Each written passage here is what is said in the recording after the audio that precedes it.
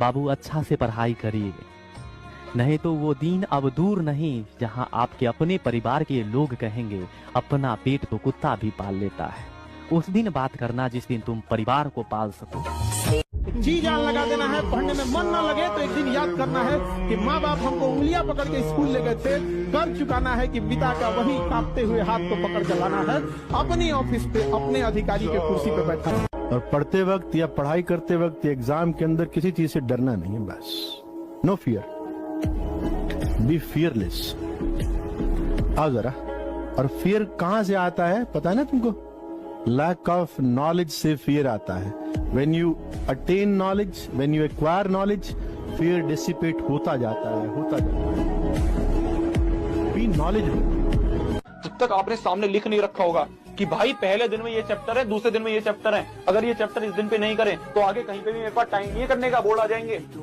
जब तक आप अपने सामने ऐसे डेडलाइन नहीं फिक्स करोगे तब तक इसका कोई फायदा नहीं है करने का। और टेंशन बिल्कुल मत लो मेरी जान। मेरे को पता है इस समय बहुत पैनिक हो रहा है आपके अंदर, आपको लग रहा है कि आपके आसपास वाले दोस्त कुछ कर रहे हैं, कोई और कुछ कर रहा है, कोई और कुछ कर रहा है, सब बाहर में जाए। आपको अपने ऊपर फोकस करना है। एक एग्जाम आपको मेहनती बनना और हठी बनना सिखाता है।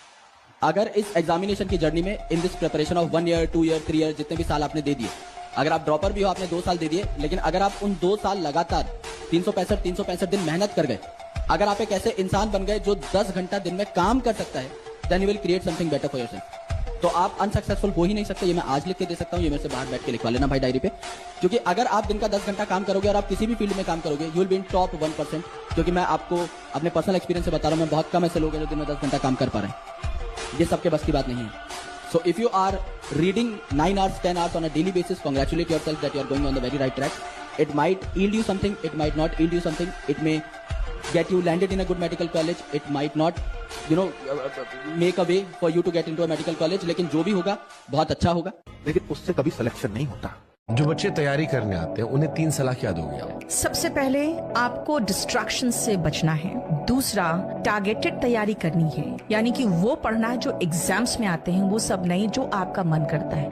और तीसरा, कंसिस्टेंट रहना है, सिर्फ कंसिस्टेंट। मतलब रेगुलर बेसिस पे 7-8 घंटे पढ़ो।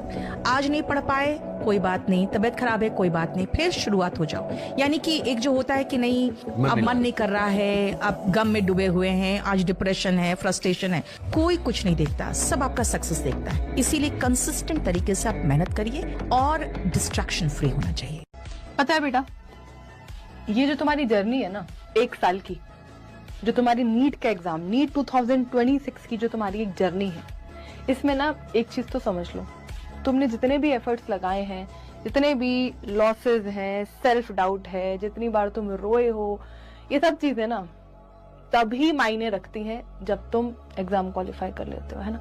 नहीं सक्सेसफुल हुए ना बेटा, कभी किसी को नहीं समझा पाओगे कि मैंने कितनी मेहनत करी थी, मैंने ये किया था, मैंने वो किया था, किसी को कभी नहीं समझा पाओगे। तो ये सक्सेसफुल होना है ना बेटा एक सबसे बड़ा प्रूफ है। तो जितना भी अभी समय बचा है ना बेटा, उसमें आपको अपनी 100% मेहनत करनी है, 100% मेहनत करनी है।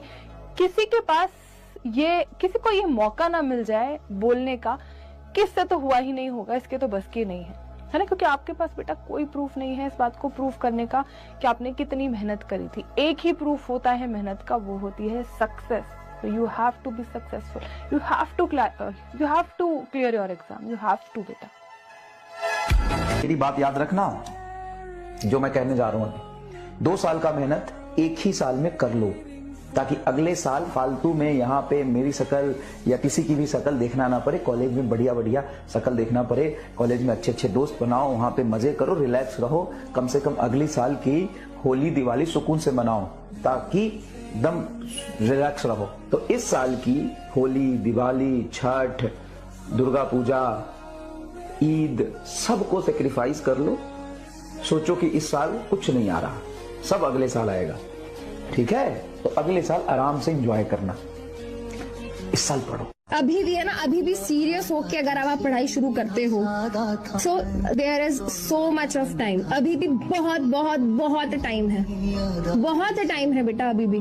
ठीक है, तो एक तो सबसे पहली बात ना, निराश नहीं होना है ना। बहुत सारे बच्चे ना ये सोच के बैठ गए हैं कि अब तो मैम हमारे 2-3 महीने निकल चुके हैं, अभी तक तो हमने ढंग से कुछ पढ़ना शुरू नहीं किया है, हम सेल्फ स्टडी के नाम पे सिर्फ अपने स्कूल की नोटबुकें पूरी करते हैं। आई नो यार, ये होता है ना। स्कूल जाने के बाद, क्लास अटेंड करने के बाद, स्कूल का होमवर्क करने के बाद हिम्मत कहाँ बचती है कि बंदा सेल्फ स्टडी कर ले? हिम्मत ही नहीं बचती मैम, एनर्जी नहीं बचती कि बैठ के अब कुछ और करें। बट बेटा you have to do this, you have to do this. कोई मतलब कोई ऑप्शन है क्या इसका? नहीं है ना ऑप्शन, करना पड़ेगा और तुमको ही करना पड़ेगा।